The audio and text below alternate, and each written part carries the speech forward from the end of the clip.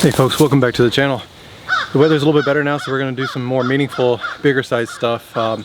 So this shed right here, it's kind of reached end of life. Spiders everywhere, mud dauber nest everywhere.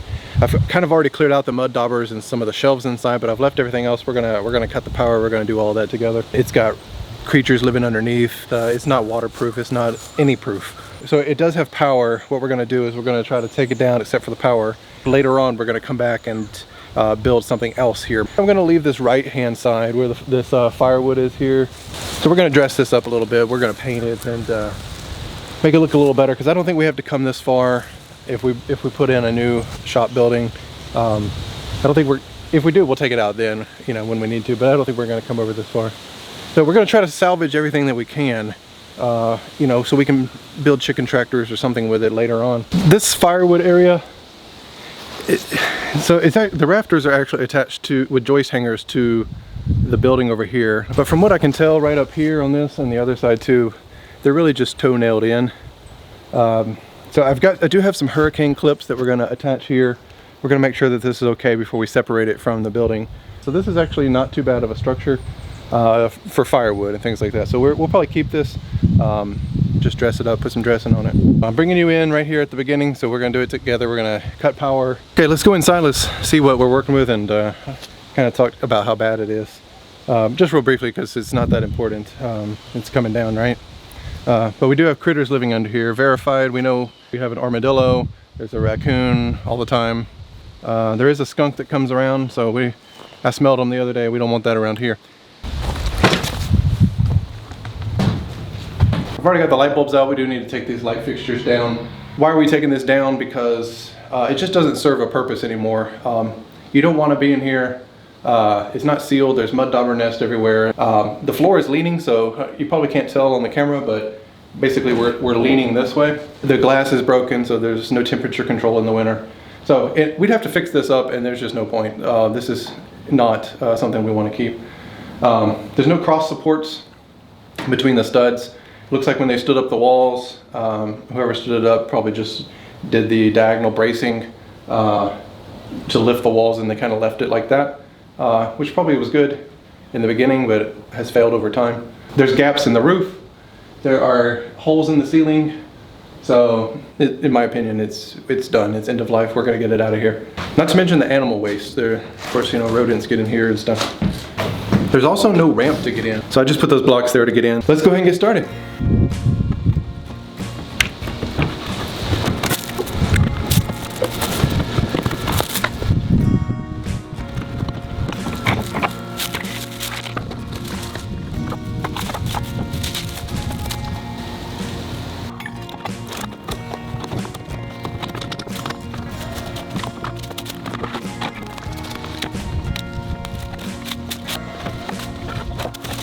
You can kind of see where it's starting to fail. That's why our building is leaning right there. It is on piers on the corner. Still not enough though over time to support it.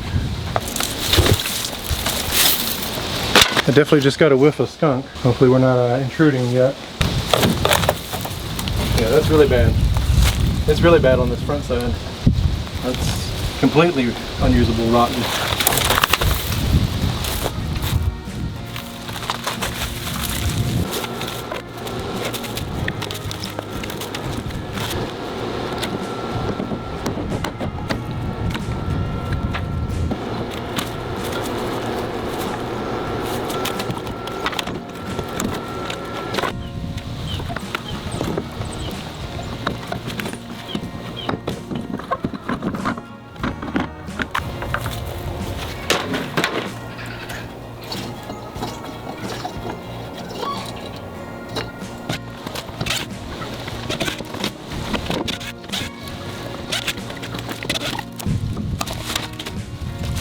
Okay, let's go ahead and cut the power. And just flip this over to store it back in place upside down. The way you open these, by the way, there's just these little tabs here. 1, 2, you just pull that down and it hinges out. You wouldn't believe how much junk was in there. Looks like it just needs to slide first. No, I guess I do need to open those little tabs.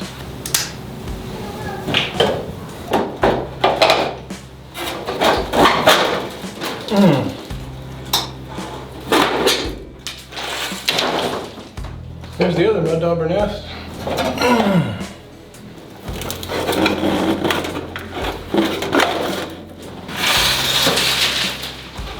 This reflector was actually stuck to a mud dauber nest, that's why I didn't want to come out.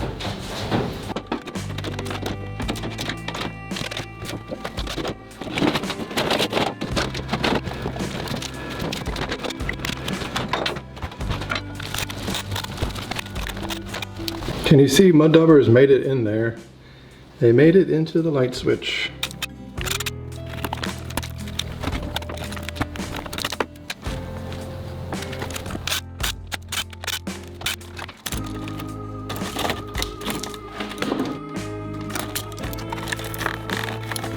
This is the line from the junction box. I just want to keep this going to the first switch, but the others, they're just going to lights.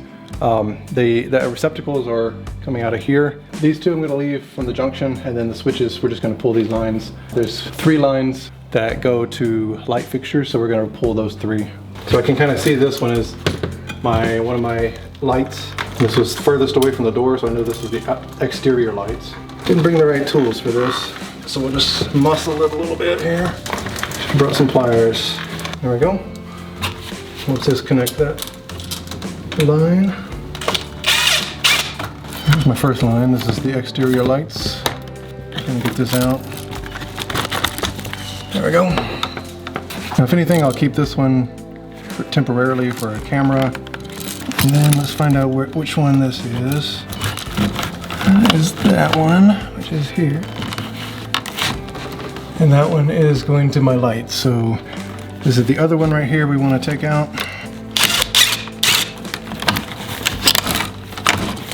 There we go. So the remaining 2 lines are one for the camera and this power from the breaker, yeah.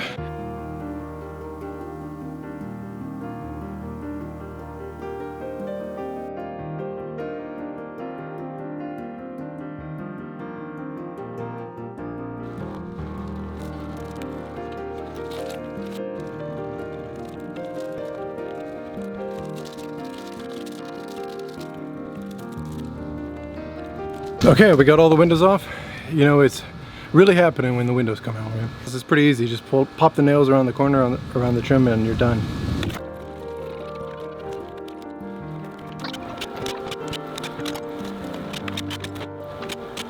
Okay, the hard part right now is trying to figure out how I'm going to take down the middle section. Now this side's gonna stay. This is gonna be our firewood cover for who knows how long.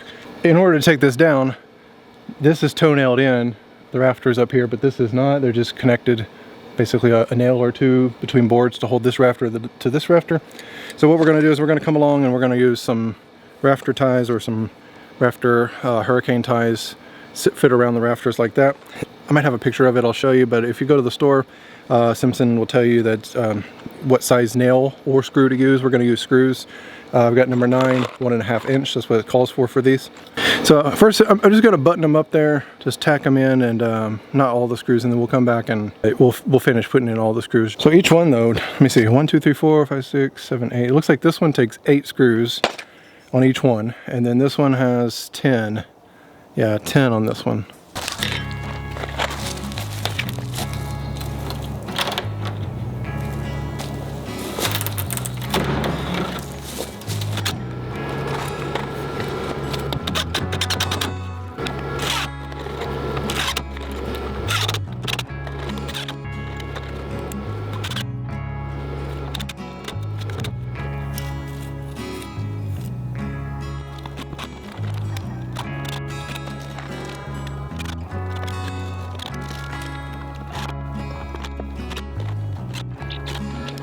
Okay, we ended up going with a bracket here on that one and ties on the rest. I got the one on the end I haven't done yet, but I'm just trying to get something to hold these a little better while we take this down, because it doesn't seem like anything's really holding these. It was really the other side that had been toe-nailed in, but that side we need to go away. I tried to pry bar the beams apart to see if I can get because basically they're just held together with 2 nails, but from the ground it was a little struggle, so I went ahead and did the ties, and we'll come back and see if we can get those separated. So that way when this one falls, we don't drag this one and twist it over and create a torque on that and all kinds of stuff that would be bad. I did take the windows out first though, in case, you know, this thing drops, whoop, and it goes through a window. that would just be a mess to clean up, so took care of that. You can see the electrical's done here. It's all disconnected, no power out here anymore. This thing right here has been super handy. It's actually called a handy bar apparently. This thing's been pretty awesome.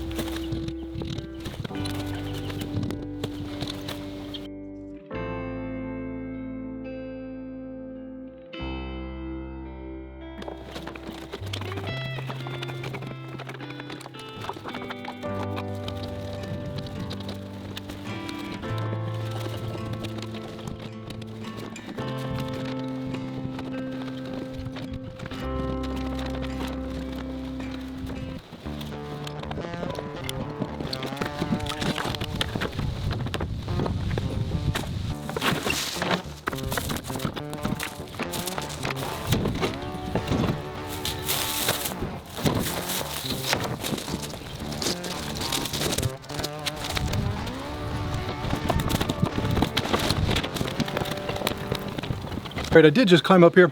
Before we pull this all down or cut down this middle section, I did verify the two sheet metals are not connected. So the green over here on this side is not connected to the sheet metal over here.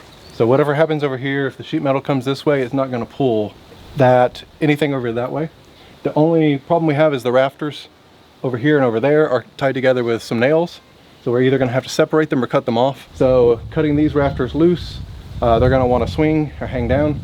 But this should hold for a while until we can pull the building. Once we pull the building, it should slide that way with the building. All right, you can kind of see why the building started to fail.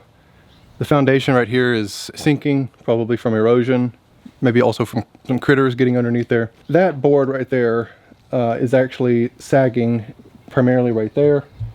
And I'll show you right down here, this is really bad. The water was getting behind the fascia board that was here, and it was catching that water instead of letting it go, and so over time it just rotted. It actually stinks a little bit, pulling nails. It was super stinky, rotten wood. There was caulk here of some kind down here. I don't know, I do see it on all sides, but it doesn't, it's super old. So far we took down all the non-essential electrical. When I started to pull the electrical, it was obvious I didn't want to keep it, so I just cut it using some aviation snips.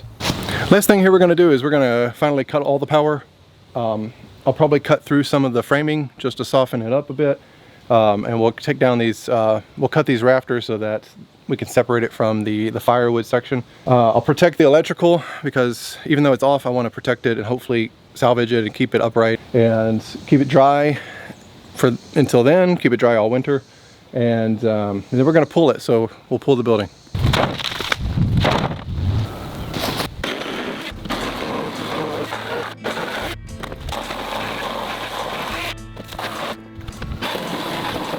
Okay, if you look right up here, I used the chainsaw and cut them at an angle so that they still abut against each other, and when we pull it, it should slide off really easily, but for now it's just kind of resting on it. Most I had to do is lift it up to get my chainsaw loose. I don't know what happened here. I guess I wasn't paying attention and cut the wrong way, but that's okay, it's just one. The others, they're all angled the back to hold it onto itself. We did separate these rafters from these, but I just double checked. It turns out this board right here is attached to these rafters on this side, so we're just going to pop that loose by pushing up on this 2x4 right here, or this 1x4.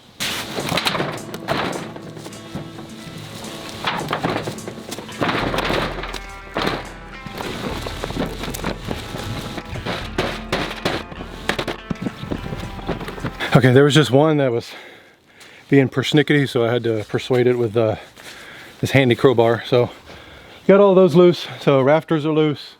The purlin or cross member there is loose. Before we can pull the building, I'm just going to go ahead and wrap up the screws and the hurricane ties and finish that off.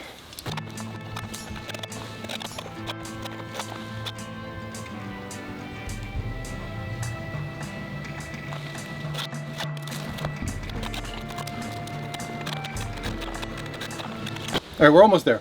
My plan, at least, is to leave the electrical as a pedestal. I'm going to cut this 2x4 off at the top. We're going to take this wall out, of course. So the building is going to fall to my right over that way. And when it does, I want this to still remain standing. We'll mount everything to this 2x4 until we can build something around it. And that's about it. After that, we're going to cut it free. The building will fall. The 2x4s will act as stilts to keep it away from here far enough that it falls away, and this will remain standing. At least that's the plan.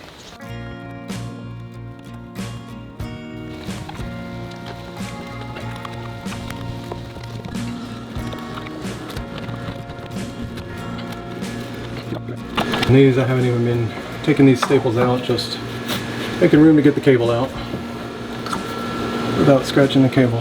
There we go. Now our Romex is free.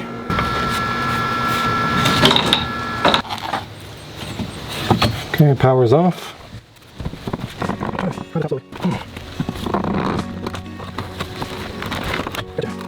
So I know I have power here when the switch is on right here, but it's definitely not hardlined in. It is correctly wired with the switch. I've double checked everything. So we can start removing cables where we want. I think we got too much cable here, so we're going to get rid of this instead of trying to salvage it.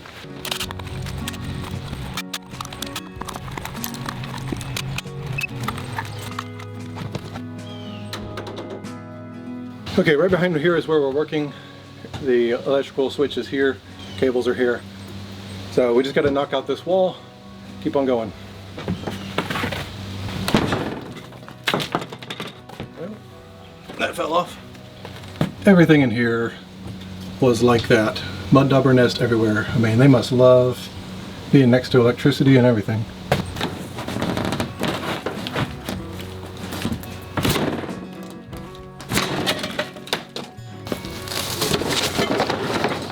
I'm just going to cut the top of that 2x4 that's holding up the power pole. That piece will be the part that stays standing when the rest of the building falls. Let's go ahead and cut that.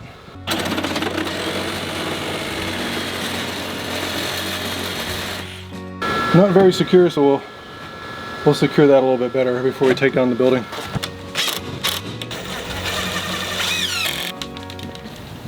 In order to support this a little bit better, I'm just going to take a piece of trim board and we'll tie it to this 2x4. And we'll cut this free also. I'm just going to use these same hurricane tie screws that I was using for the rafters.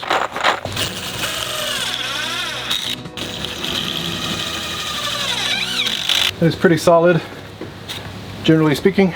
I'm just going to double check. We don't have a hot line here. I'm just going to cut this free.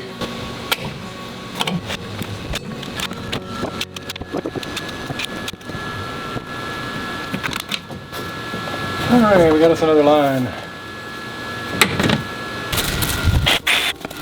One more thing, when the building goes that way, I don't want anything to lift this sill plate up, so we're going to cut that sill plate off so it's isolated to this and isolated away from anything else.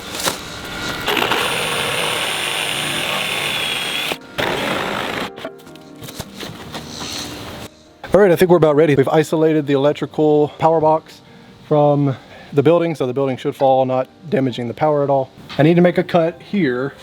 I might make 2 cuts just to take out a chunk, but we got it braced, we got it supported at the bottom, and this is going to stay. The building is going to fall. I'm not really going to come in here much more. I'm just going to probably walk around the building and make some cuts to soften it up for the fall.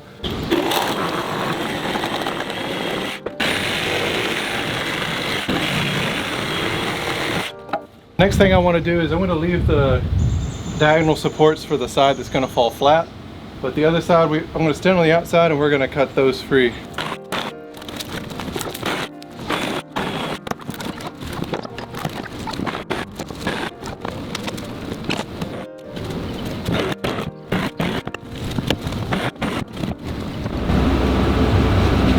Okay, we got the diagonal supports cut free on the ends here that are expected to fall this way. I left the diagonals on the front and the back so that when they fall, it doesn't matter, they're gonna fall together is the idea. All our rafters are cut free at the firewood side, and that roof over there is supposed to slide. It's gonna slide and fall without causing any damage, let's hope. So let's go ahead and hook it up.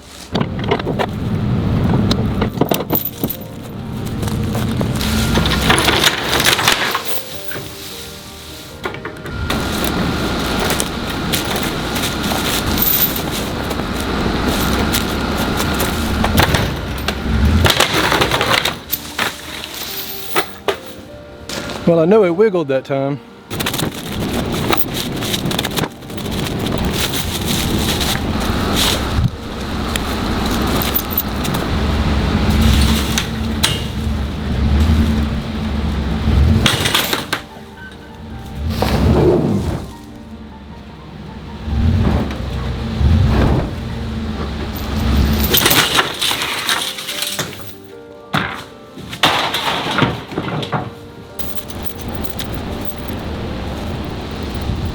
We're going to try to pull down a little bit more, a little bit farther. We're going to grab a whole bunch of boards, going through a window, corner, a little bit longer. Use 2 straps. So I got 2 chains, 2 straps.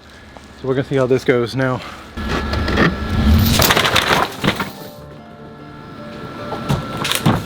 Well, it's leaning now.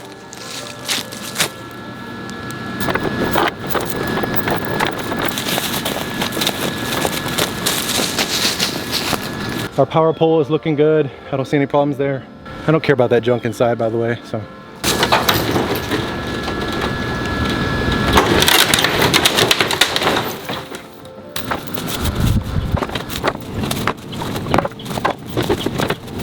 That one actually broke our carabiner, so we're down a chain unless I go get another carabiner of some kind.